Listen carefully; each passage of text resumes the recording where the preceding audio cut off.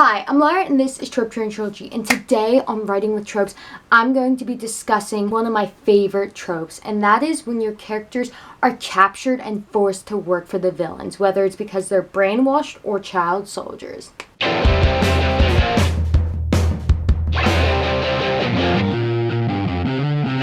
So yes, I love this trope. It's dark and twisted, and it can lead to some really interesting, morally gray scenarios that make you question things, where the protagonist isn't necessarily the hero, or where the protagonist is forced to fight a brainwashed friend. This trope can lead to some super cool stuff. Now, this trope is very similar to when the protagonist is forced to work for the bad guy, or they'll either die or someone they care about will die. However, this one I feel like it's even darker in that they can't resist. It is a terrible choice to have to choose to die or let your family die.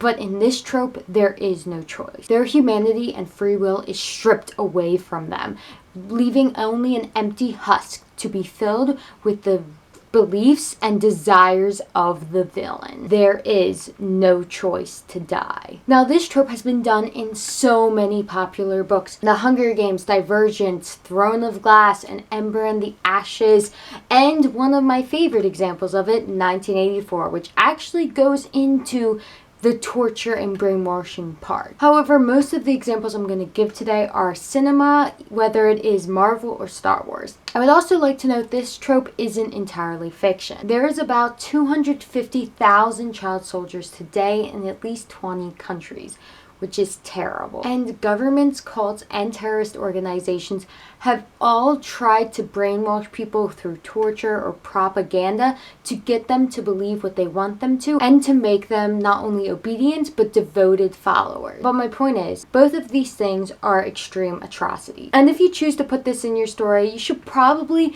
take it seriously and take everything to what it logically would be. Don't use it just to make an edgy backstory or to have some cool scene where a character be like, no, come to the good side, or whatever. You have to take it all the way, because a lot of books I do see, they want to give a character a dark backstory, but then they don't actually make it fit the rest of the story. This shouldn't be something you just add in for cool points and then brush over. If you choose to do this, this should at least permanently scar the character who is victimized by it in some way, if not change some aspect of the world in your story. Also, you could use magic or sci-fi to brainwash a character with a snap, which should leave some trauma still, but isn't as terrifying and isn't as extensive as writing in the other things into your story. But anyway, when writing brainwashed or child soldiers into your story, there are 7 main questions you should ask yourself. Number 1, how does brainwashing fit into the world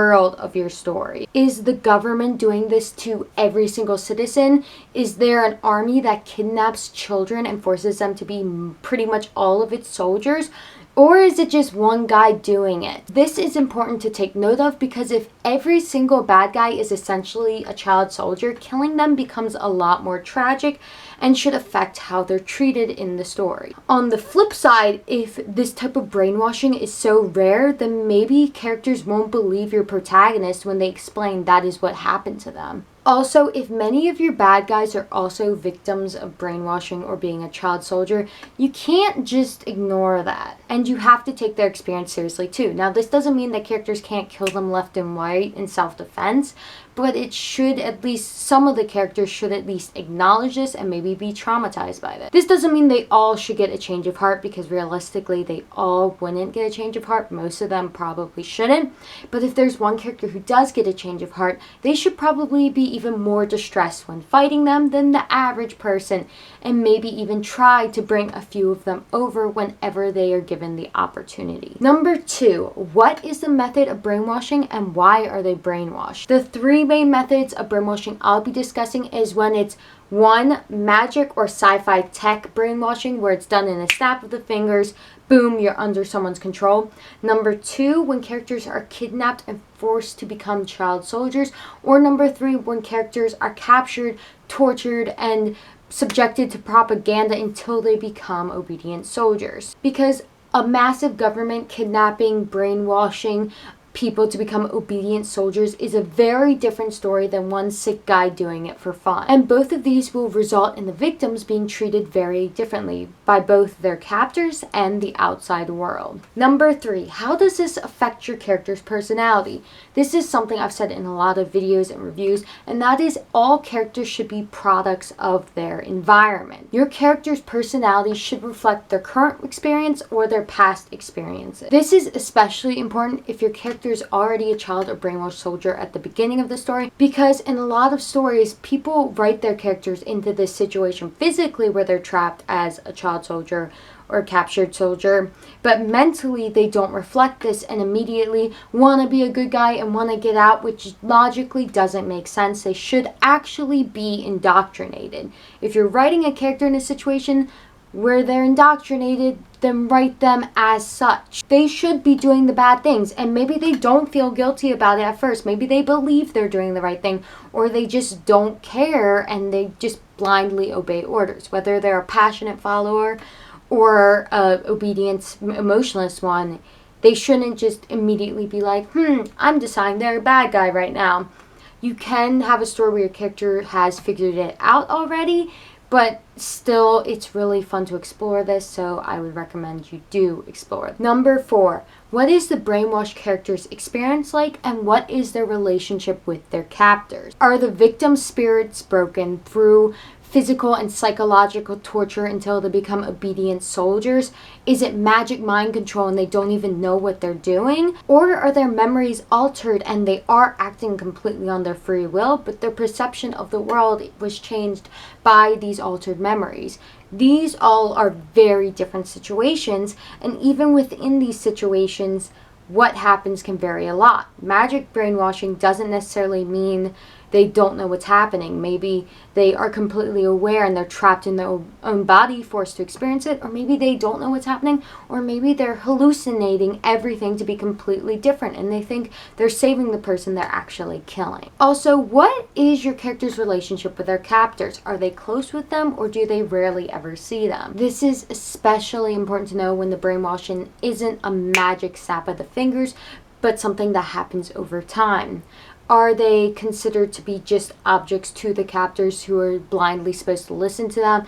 Do they have almost a familiar relationship where they actually love and care for the captors, making it even more tragic? Your character should probably not be constantly sassing and undermining their captors at the beginning of the story, or even once they start to realize what's going on, because that could result in them getting beaten or punished. Your characters should probably be scared of their captors. And this relationship will also affect whether they're passionate followers and believers in the cause they are forced to join in, or they are completely blank and obedient and just do whatever they're told, and it doesn't really matter what it is.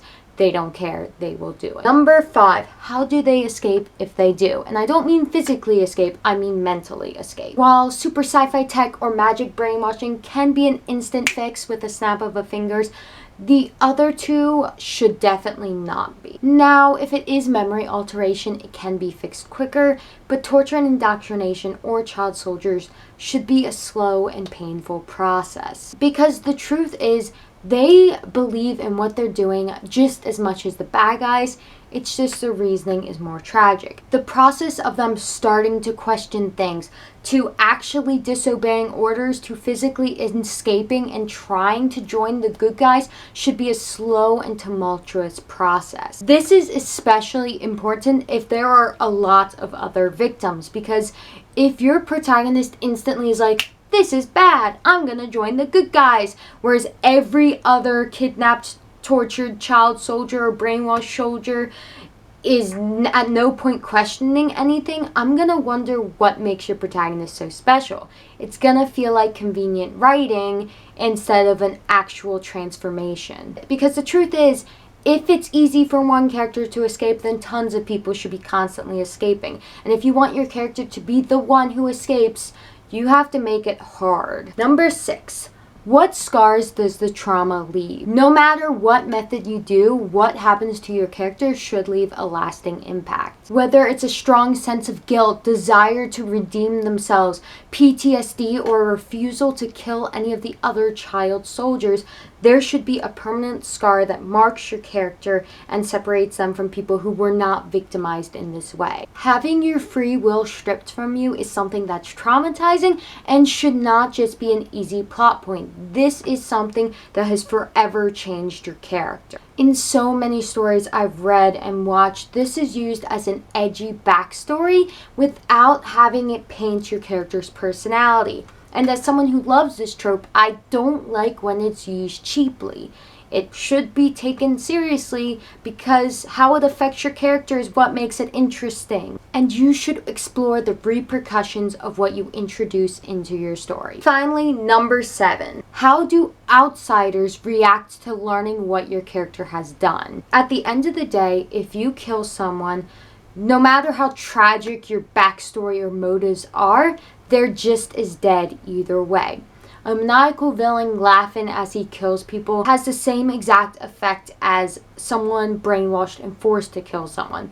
They're just as dead no matter what. And generally, not every character is going to be like, oh, you murdered my entire family? Well, it wasn't your fault after you told me your whole tragic backstory. I totally believe you and super duper care, and I forgive you for murdering my entire family.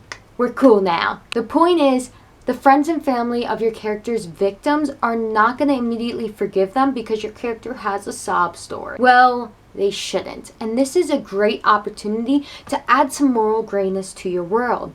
Because frankly, not every good guy is going to like your character, and in this version, some of them might be actively trying to kill your character or want them to die, even if they are on the good side. And the good guys should probably not trust your character at first, and maybe they never will. There's a reason why a lot of works of fiction will have a villain redeem themselves before immediately dying, and that's because one good deed or caring about one person doesn't make up for the children you killed or the entire civilizations you destroyed. And the thing is, it makes sense. You want to give the villain like the heroic send-off, but the truth is, if they lived, would they really be good in all circumstances, or were they good for selfish reasons, or would they just be executed for what they done? Even though it's not necessarily the happiest thing, like, oh, you can't redeem yourself, you'll just die off, there is a logic to it. And then when there are stories where the protagonist has this redemption arc, they end up getting redeemed very easily and everyone just brushes over it, which I don't want you to just kill off your protagonist, but there should be a struggle. The point is, you should get as much drama and pain out of this trope as you can. Because if everyone instantly forgives your protagonist immediately, it's gonna feel like special treatment from the author or just lazy writing, and it will take me out of the story. Now, time for the examples. I'm going to give you 3 good examples. 1 for magic brainwashing, 1 for torture and indoctrinated, and 1 for child soldiers. And then I'm going to be giving you a terrible example of what not to do. And I will also discuss how they correlate to the points I made. First, let's discuss magic and super sci-fi brainwashing. Now, this one can vary a lot on what it actually is like for the character. But anyway, let's get to my awesome example of the super sci-fi brainwashing is Kilgrave from Jessica Jones. So be warned, this chunk will have spoilers for season 1 of Jessica Jones. I will put a timestamp, and I'll also put like a spoilers ending part so you can skip to that. So let's go step by step about how his brainwashing works, why he's doing it, and how it affects those victimized by it. So first, let's go with his motivation, because this is a very unique motivation. Most of the time when brainwashing is used in stories, it's because the characters want to take over the world, kill people because they're evil, but he doesn't do it for that. Well, he is evil. But the reason he's brainwashing people is just because he feels like it. He just wants to live his best life, and he's a sick person who doesn't respect people's free will, and he's just like, I'll control people, makes life easier, and I'll do whatever I want. Well, that's his first and original motivation. By the time the series starts, his second motivation is to actually get Jessica, the one person who got away from his control. He might not be trying to take over the world, but he doesn't respect anyone else's humanity or free will.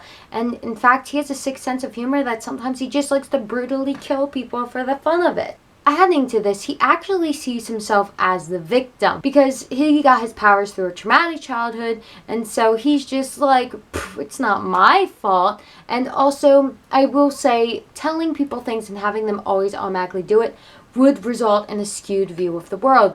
I never know if someone is doing what they want or what I tell them to. He says he has to painstakingly choose his words in order to not control people, which is true. I once told a man to go screw himself. Can you even imagine? Having these powers would change who an individual is. However, he embraces this to its worst potential. So I wouldn't say he's a victim. However, seeing his perspective is interesting. And him painting himself as a victim is very telling of who he is and makes sense. Because again, the bad guy wouldn't see themselves as a bad guy. He sees himself as a victim, which, despite how messed up it is and how wrong he is, it tells us a lot about him. And though it doesn't excuse his actions, it explains them and it humanizes him. He's a very sick and twisted human, but a human nonetheless. He isn't taking over armies and countries. He's just staying under the radar, living his life, and ruining a lot of people's lives in the process. However, due to this, most of the greater world doesn't realize he exists, and then when those victimized by him express what happened, people don't believe them. The whole show is kicked off by him forcing a girl to murder her own parents and Jessica trying to capture him to prove her innocence. He does everything from making someone give him his jacket just because he likes it and wants it, to forcing people to allow him to stay in his house and treat him like a treasured guest, to kidnapping people and keeping them as slaves and servants, and to ordering people to kill people before forcing them to kill themselves. But the point is, the greater public doesn't necessarily believe his victims, so when they do something terrible that he says, people often just think they're guilty of it, which makes it even more terrifying because it's so hard to prove that they're right. In fact, the romance between Jessica Jones and Luke Cage is broken up when he discovers that she killed his wife while under Kilgrave's control. Now, he doesn't entirely believe in Kilgrave at this point, however, she still is guilty of pursuing him while knowing of what she did to his wife. This is a great example of a character facing repercussions for what they did under mind control. Because it isn't their fault, but the rest of the world isn't always going to see it that way. And even if other characters acknowledge it wasn't their fault, that doesn't mean they'll be able to just become their friend. They'll always see what they did when they look at them. Not everyone should instantly forgive your victimized character, but that also doesn't make either of those characters evil. Now let's get back to Kilgrave. How does he control people? So Kilgrave emits a sort of hormone that makes people want to do whatever he tells them to. Now, what are the limitations of his powers? Because everything needs limitations. Because if he could just control every single person on Earth instantly, forever, without any issue, that would make it a very difficult story. Kilgrave's powers only work if you're close enough to inhale the hormones, and they work for about 24 hours after you last saw him, or they will stop working if he's knocked unconscious. And Kilgrave adapts to this time limit and unconscious rule by hiring real bodyguards with the money he's able to accumulate with his powers from stealing from people, pretty much. But the point is, it does make sense he would want to have real people protecting him. They act how he wants them to, and it appears like they're doing it for their own free will. They will act happy if he tells them to act happy. They'll be angry a lot of times if he tells them to hurt someone. But then there are also times where they'll be acting to kill someone while being like, I'm sorry, I can't stop myself. And sometimes when he asks them, what are you really thinking?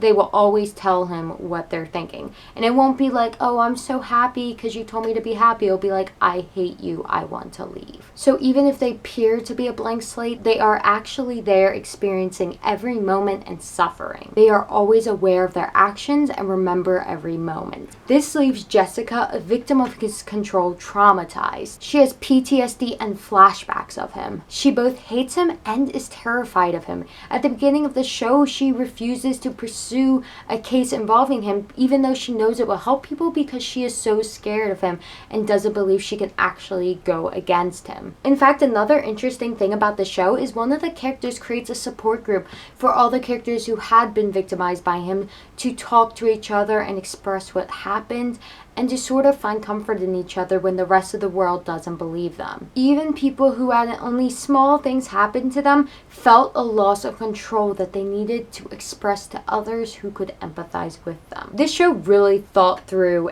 everything about his powers and how he would live his life. But another really interesting thing is that there are psychological loopholes to Kilgrave's powers, because Kilgrave isn't actually physically controlling you. He isn't in your head making you move the way he wants, take every step he wants you to take.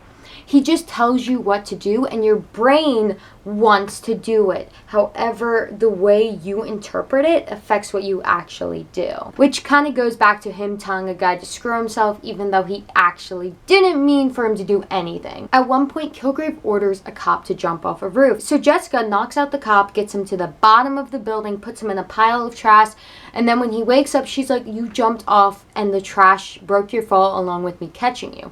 And he believes her, and the order is done. He does not want to jump off the roof anymore. He didn't actually do what he was told to do, but he believes he did. So he is no longer under Kilgrave's control. Over the season of the show, they are able to explore so much about his mind control. It paints a clear picture of his motivation as being just for fun. His role in the world, most people don't know he exists. How his powers work, he tells you what to do, and you do it to the best of your abilities and perception. The experience of his victims, they remember it and they suffer through every moment of it. The scars left on his victims, PTSD, flashbacks. Jessica Jones season 1, spoilers are over. So what if the control isn't magic, but it's entirely mental? The character was captured, tortured, indoctrinated either as an adult or child. In this case, the belief of why they're doing things and their relationship with their captor is very important. So first, I'm going to go into the brainwashing method. So now there'll be spoilers for Captain America, Winter Soldier, and Civil War.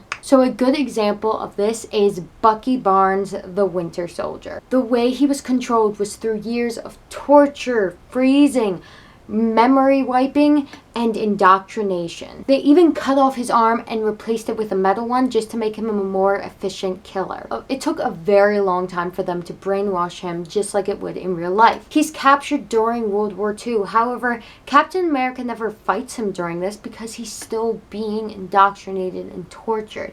It's not an instant switch. And his experience once he is brainwashed is that of complete obedience. He isn't a passionate Hydra supporter or someone who's suffering through his commands. He is empty. He is doing exactly as told without any emotion. He is efficient and ruthless. And he also doesn't remember who he once was. However, when he starts to remember, he doesn't instantly turn good. It wouldn't be realistic if he did. His first reaction to remembering is anger and denial. And even though he starts to recognize Steve Rogers, he still fights and tries to kill him as he's told to. He's mad at Steve for making him feel this way. And when he really starts to question it, he tells his captors. He tells them, "I think I remember him." He has no reason to believe they're doing something wrong or evil. They're the people he's told everything. He's obedient to them, so of course he tells them when he's questioning things. His every action and thought has been under their control for the past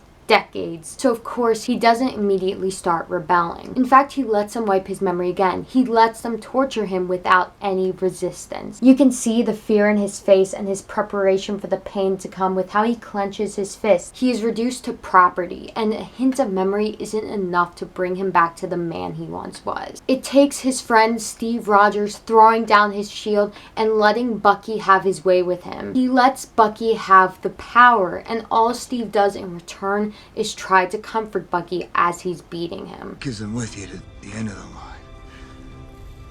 And even after all of this, Bucky doesn't immediately join the good guys. He does save Steve from drowning, but then he leaves. Now his captors are gone, so Bucky doesn't have anyone to go back to, but I don't really think he would have. However, what he does do is run off and go into hiding. And he is gone, and that is until Civil War, where Bucky is found in video footage as being responsible for a bombing. The UN hunts him down. T'Challa, the Black Panther, seeks to kill him out of revenge for the death of his father. And Steve, in turn, tries to get to Bucky before them to save his friend. And Steve is able to capture Bucky so that he is imprisoned instead of killed. Once he's captured, it's revealed it wasn't his fault that there was a bombing, and that he isn't truly free of his mind control. And because the truth is, your friend saying nice things to you isn't enough to wipe away years of torture and brainwashing. Zemo is able to trigger Bucky's brainwashing by saying a code. At first, Bucky struggles, trying to stop Zemo before he can finish what he's saying, but Zemo is able to complete his words, leaving Bucky mindless and obedient to his every command. This demonstrates how Bucky is still vulnerable even after he seemingly escaped. He will always be vulnerable to these words, and they are a permanent scar left by what was done to him. So how do others react? Well, Steve still tries to defend his friend. He was willing to die for him when he was trying to kill him, so of course this hasn't changed anything. T'Challa initially is still trying to kill Bucky, however he eventually learns to forgive. However, Tony Stark, once he sees the video footage of Bucky murdering his parents, he snaps and he tries to kill Bucky. Steve tries to defend Bucky, but Tony just fights them both. And finally, Steve is able to win, stopping Tony, but also breaking his and Tony's friendship apart. And Tony resents Steve, and in turn, he tells him to leave the shield that his father built, and Steve does. And if Tony had won, Bucky definitely would have died, and part of me thinks he might have killed Steve in the process. It doesn't matter that it wasn't Bucky's fault and that he was a victim, because at the end of the day, whether or not he was a victim doesn't make Tony's parents any less dead. And that's something a lot of characters will feel about your character who is victimized. And Bucky being under mind control doesn't make Tony's pain any less real. Bucky doesn't get to return to a happy life. Instead, he goes with T'Challa into hiding in his country, Wakanda. Probably the only country that wouldn't execute him for his crimes. Whereas Steve has to go on the run. Now they are both criminals. Bucky is not only a great example of a horrific method of mind control, but also the slow path to realization, the scars left behind from the trauma, and outsiders' reaction that are not always understanding and sometimes very hostile. Spoilers over. However, if you couldn't see that example, finally let's discuss the example of child soldier. Just like with torture and indoctrination, the path to freedom should be slow and painful. And generally, unlike what Bucky went through, there is no mind control. It is really just a terrible childhood where they're abused by cruel people who mold them into what they desire. So spoilers for both Guardians of the Galaxies and Infinity War. So my examples for child soldiers are Nebula and Gamora from Guardians of the Galaxy. They were kidnapped as children by Thanos, who declared himself their father and tortured and trained them to become feared assassin warriors. So by the time we meet Gamora in Guardians of the Galaxy, she's already prepared to turn against Thanos and become good. However, this doesn't make her any less of an interesting example. She feels distrust towards others and isn't willing to open up to them, and it's a clear result of her upbringing by Thanos. However, she does have a lot of empathy, having suffered herself. She isn't particularly nice, but she is good, and she wants to protect others from what she suffered through, even if she's constantly calling them idiots as she helps them. She isn't friendly or nice, but she's good, which does fit her past. It makes sense that she wouldn't open up to people because her childhood was spent being abused by her captor father Thanos and hated by her sister Nebula.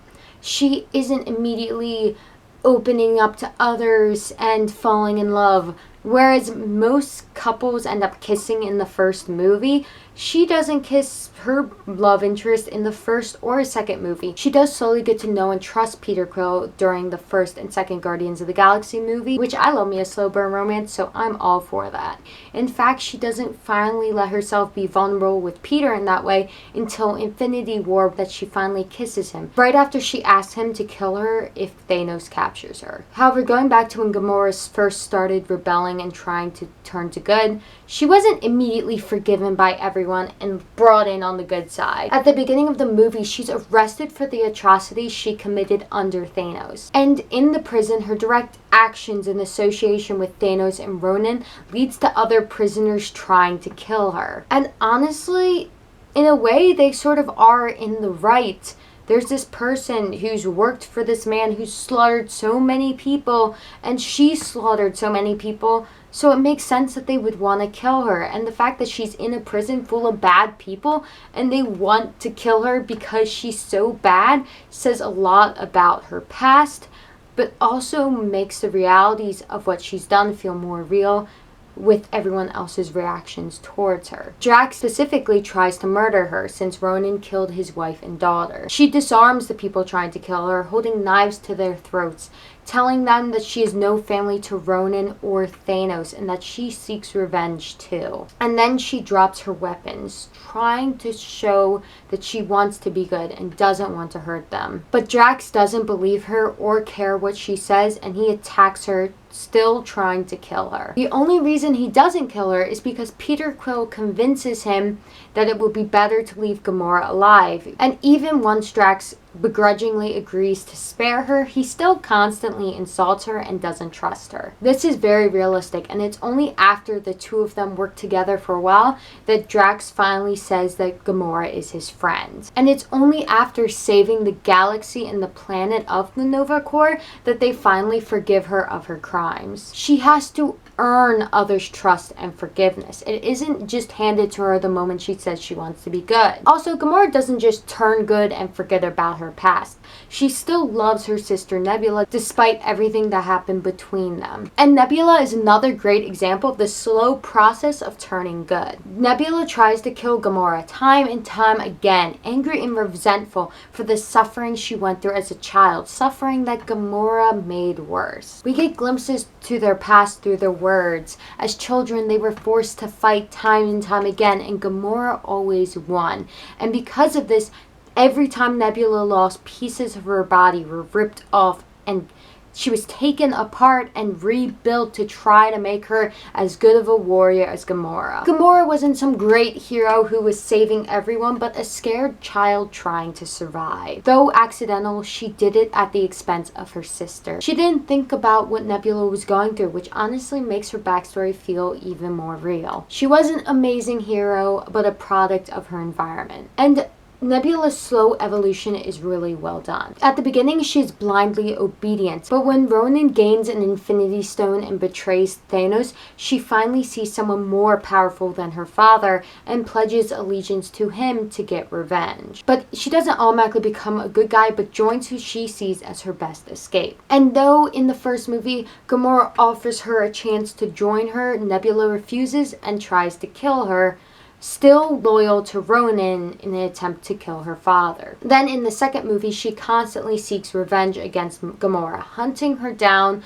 for everything that happened to her. Though Gamora isn't the one responsible for her suffering, Thanos is too big of a target and Gamora is the easier one.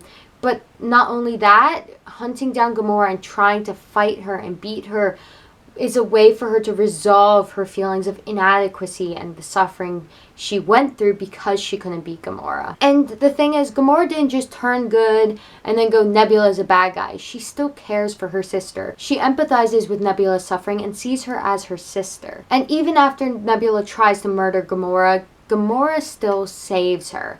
And then Nebula attacks her again, finally beating her, having Gamora's choking Gamora with one hand and holding a knife up with the other, and Gamora is left unable to fight back. And finally, Nebula releases her, saying that she won. Gamora chastises her, saying that she wouldn't have won if she hadn't have saved her, and then Nebula finally confesses what she went through. You were the one who wanted to win, and I just wanted a sister! You were all I had.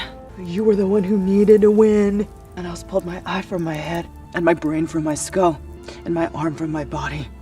Because of you. And it is only then that Gamora realizes what her sister went through and how she inadvertently made it worse. And then the two of them have to fight together to survive, and finally they're on the ship and while everyone else is at a funeral, Nebula goes to try to leave unnoticed. But Gamora finds her and again offers her to join them to help others who suffer as they did. And also, she tells her that she's sorry for everything that she did. Gamora says Nebula is her sister, and when she reaches to hug Nebula, her first response is to fight, to punch, because she's always been used to being attacked, and she hasn't been used to any physical signs of affection. And Nebula relents, allowing Gamora to hug her while she stiffly stands her until finally hugging her back. But still, she leaves. Nice words didn't instantly heal her. Finally, in Infinity War, we get to see how Gamora was first captured and Thanos' perspective of her and what he did to her. He genuinely loves her in his own sick, twisted way, and when he sees her, he sees the child he raised. He saw the suffering he put her through not as cruel, but as something to make her strong. It is not only messed up, but insight into his character and what she went through. And then when she believes that she killed him and he calls her daughter, she falls to her knees sobbing. She isn't celebrating, she isn't happy,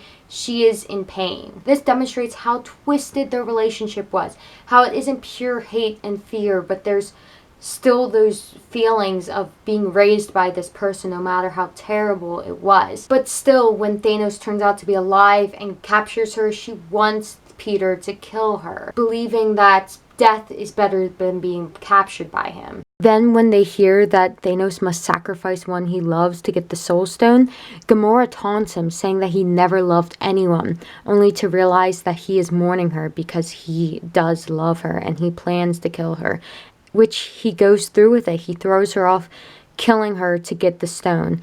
And this is a really striking revelation that makes Thanos a much more complex villain. It shows that he, despite his relationship being cruel and her not realizing that he cared for her, he did genuinely love her, just not as much as his own sick, twisted desires. Gamora, Nebula, and Thanos are great examples of the scars left behind, how outsiders treat you despite not meaning to do those things, and also the twisted relationships fellow captors can have between each other and the captive and captor can have between each other. 10 out of 10.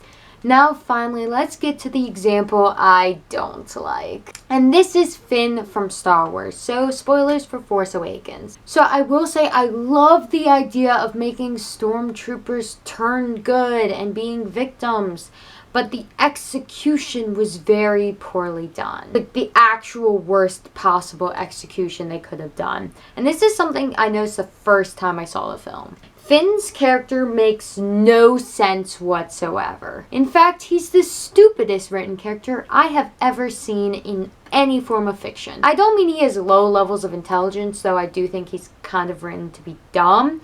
But the logic behind his actions and what he does and his backstory makes no sense. Like, no thought was put into it. The movie starts with a really cool scene with the stormtroopers trying to get the rebel spy Poe.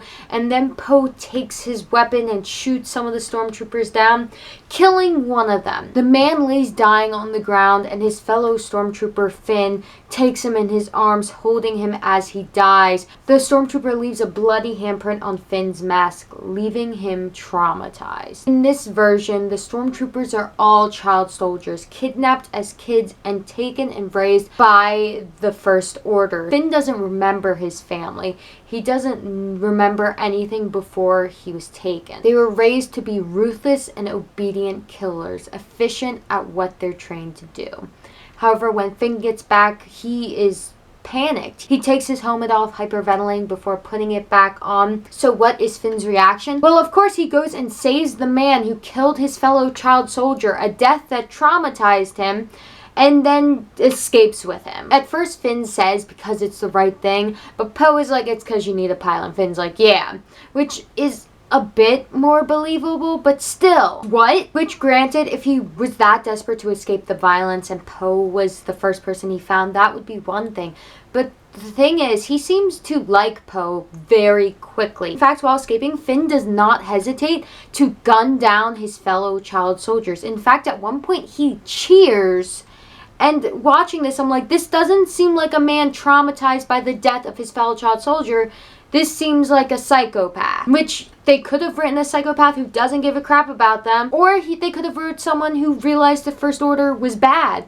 But you don't do that by having one of his fellow child soldiers die in his arms and having him traumatized. You would do that by having a stormtrooper kill an innocent rebel and that traumatizing him. Like, there's no logic to this. It makes no sense. Like, maybe if Finn was a psychopath who just hates following orders, it would make sense.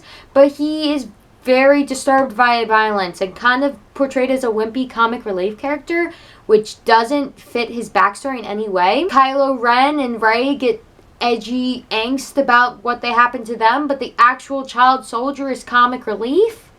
What? Also, these stormtroopers are supposed to be highly efficient soldiers, but he's constantly incompetent and kind of bumbling at times. Like, he does good at times, but then he also gets beat up a lot. And I'm like, why is this dude who's supposed to be super trained to be a great soldier not good at this? And they try to brush it off being like, oh, that was his first mission and stuff. But still, he was raised since childhood to be a warrior, and he's not good at it. Whereas other characters who have never been in battles before are better than him. And I'm like, why?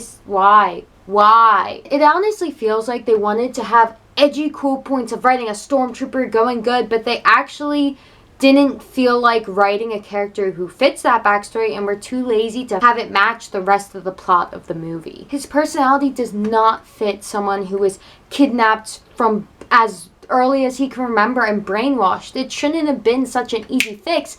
And even if they were going to do it quickly, he shouldn't have turned to the good guys from a fellow child soldier dying in his arms, being killed by one of the rebels. Like, what? That makes no sense. That would be like if someone killed one of my friends. I'm traumatized, so my reaction is to go join up with the killer and then kill more of my friends. It makes no sense. And the thing is, if Finn just used Poe to escape but intended on killing him later, that would be one thing. But no, they like interact for a minute, then they get separated, then when they reunite, they run into each other's arms and hug. Why? Why does he like this man more than someone he grew up with? At one point in the movie, a fellow stormtrooper recognizes his face and calls him a traitor before attacking him. But the thing is, they weren't supposed to show their faces while in the base, so the fact that he recognizes his face means they must have known each other fairly well, and he probably knew him better than he knew Poe, but at no point is he like, come with me, we're the stormtroopers, we were kidnapped children, you don't have to fight with them, you can join the good side. At no point is he like, hey, try to be good, because the truth is, if Finn is a child soldier who can turn good, that means every single stormtrooper has that same potential. But the movie doesn't acknowledge this. Finn just kills them like nothing, and at no point does he try to reach out to his fellow victims. He just fights them like any other stranger would. Not only is this a missed opportunity for drama, but the movie doesn't really seem to care about the repercussions of this plot point it set up. It made all of the stormtroopers victims for the sake of giving one character a cool backstory, but then they don't even use that backstory to paint his personality, and then they also kind of just brush to the side that they're all child soldiers. There are no repercussions from this in the writing, and instead of using this to make the story more morally gray with the stormtroopers being victims, they're still written as being purely bad, and they're killed off in scenes that are supposed to be cool action scenes or even funny. And Finn's personality, actions, and skills do not reflect his backstory in almost any way. What? Who wrote this? And though sometimes the bad guys do point out that he's a traitor, it doesn't seem like any of the good guys actually care. At one point, he does have to explain to Rey that he chose to switch and that he was a victim, and she goes with it, but none of the other good guys question him at any point. Like, this entire rebellion doesn't question him at any point. Why don't the stormtroopers have spies going on them all the time? Like, it seems like they aren't particularly that secure. And this is the biggest and most common problem I see with this trope, and that is using it as an edgy backstory, but not actually making your character the way they logically should be based on this backstory. Finn should have been indoctrinated. Him turning against the bad guys shouldn't have been an easy fix, and it actually should have fit what happened, because it child soldier dying shouldn't make you want to kill more child soldiers. Like, what? But the point is, Finn should have been indoctrinated. All of them are indoctrinated. So the fact that he turned so easily, but not a single other one of them even questions anything for a moment, is a real disconnect. It shouldn't be an instant fix for Finn while no one else even questions anything. He went through the same things as them, and it just feels like he's special because he's a protagonist. And the fact that the movie doesn't extend this logic to all of the other stormtroopers is such a big flaw. Those are the two biggest things I see with this trope done wrong. And this is a shame because Finn's character could have been so interesting and complex. And also, this movie series tried to do this thing about how they're good and evil isn't so black and white and everyone has a little bit in all of them. But they don't even acknowledge that the child soldiers are victims. Like, that is an amazing way to add moral grayness to the world. And that's so complex, and it makes every time a hero kills them complex. And the movie, like the series, is trying to do that. But then they ignore all the child soldiers and just kill them off for fun. It's like, what? Like, you were trying to do this thing, and then you ignored it and made your movie make no sense. Finn honestly feels like a cool idea executed by lazy writers who didn't even spend a second thinking about what they were doing. Like, honestly, it would have been so easy just to have a rebel killed by a stormtrooper and have that traumatize him. Sorry, I started ranting, but it makes no sense. That's the worst written character I've ever seen. Anyway, that's all of my examples. I would love to hear if you like this video, if you dislike something, if you agree or disagree, whether it's about my overall points or my specific examples. I would love to hear what you said. I am interested to discuss anything with you down below. Also, I did do 2 other Writing with Trope videos. One about gray and gray morality, and another about writing tragic backstories, which I feel like are very similar to this one in that there's a lot of overlap, and they tend, if you do this trope, it tends to involve those other tropes. So I definitely recommend you check those out if you enjoyed this video. Anyway, I enjoy a good discussion, so let me hear what you think down below. And thank you for watching, and I'll see you later.